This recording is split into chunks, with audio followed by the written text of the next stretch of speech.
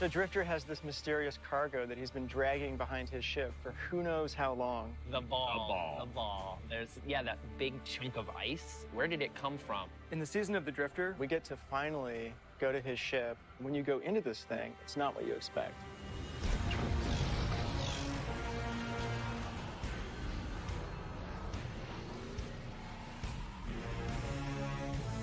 The Drifter has got some of the coolest lore in the game, and this entire release is focused on Drifter.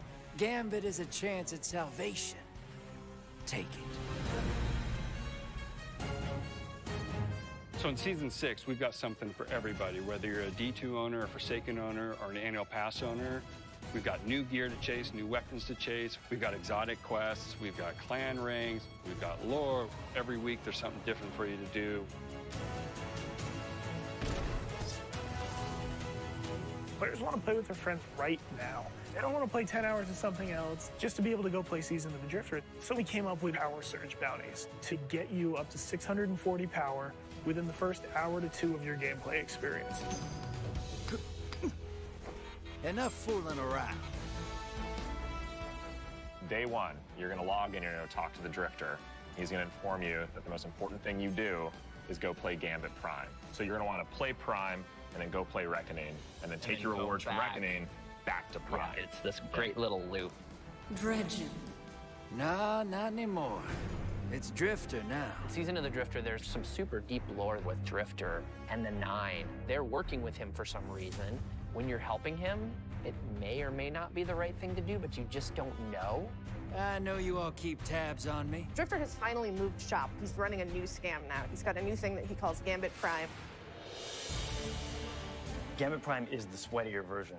Risks are higher, the reward is higher. If Gambit was training for a heist, Gambit Prime is the heist. On day one, it's going to feel a little closer to that Gambit you've been playing originally. And then all of a sudden, the mode is actually going to transform over time as players unlock perks. And it's just one round, so it's really focused into this one short, intense experience. A couple things have changed. A few very important elements that can swing matches too. First of all, players can actually drain motes from an enemy team. Additionally, there's new mechanics during the Primeval phase that asks people to work as a group, almost like a raid, in order to actually DPS the boss and win. We got feedback from players. They wanted to play Gambit private matches like they can do in the Crucible. Just get into a fire team. Go in solo if you want to and like check it out. Run around the maps. Create tournaments.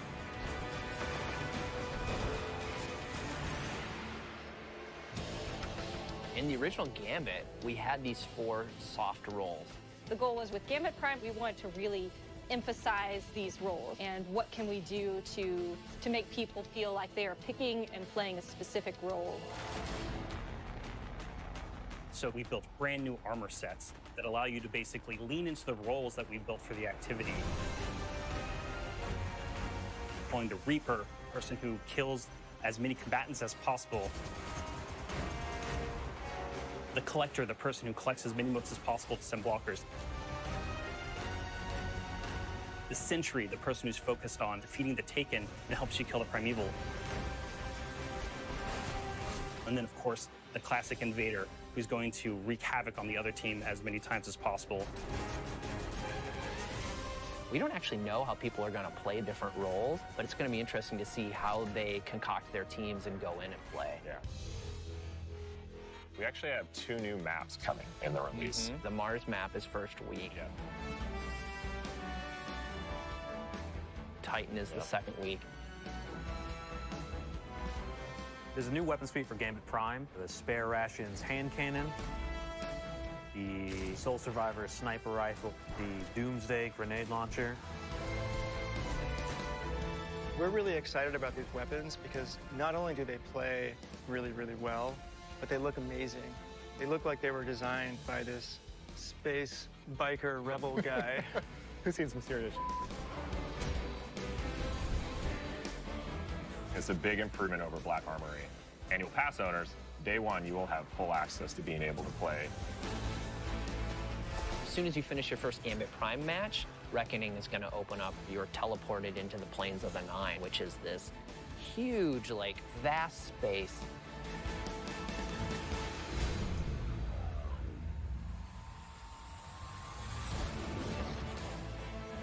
The Reckoning is a pinnacle PvE experience inside the Drifter's Ball, and it's pretty intense. Yeah, it's not easy. It is not easy. When you first get dropped into Reckoning, it's complete chaos. You don't know what's going on. You're going to have to move fast. You're going to have to kill fast. High octane, back against the wall, enemies spawning.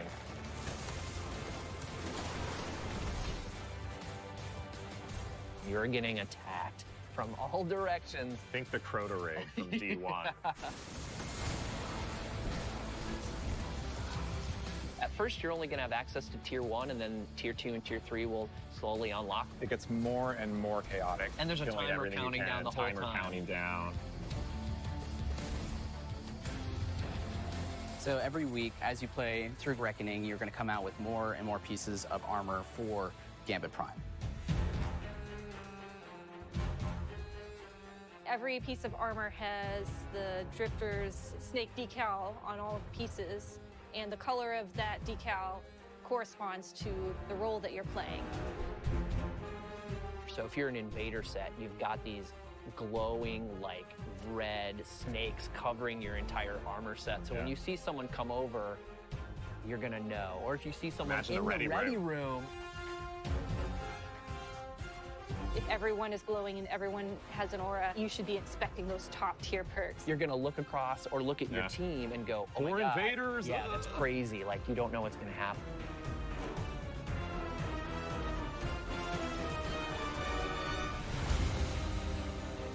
We're really excited for all the content we've got coming out, not just annual pass content.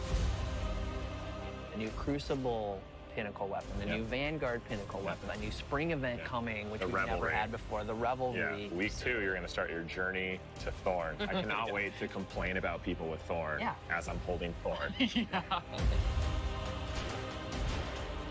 Season of the Drifter is really the first time we're coming out really understanding how we want to structure a season of content. Leaning into shape Destiny more in line with what our core community wants.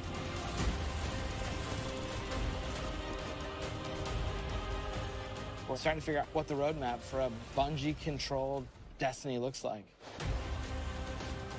This is one of the most exciting times. We're beginning to form up the muscles to make Destiny a quick reacting live game, and I can only see it getting better from here. This is just the beginning of a conversation that we're going to have with you about where Destiny can go. Right now, the team's upstairs testing Season of Opulence. We're already building plans for how to make the thing comes out after that even better. There's a thing that comes out after that? Well, for the next one.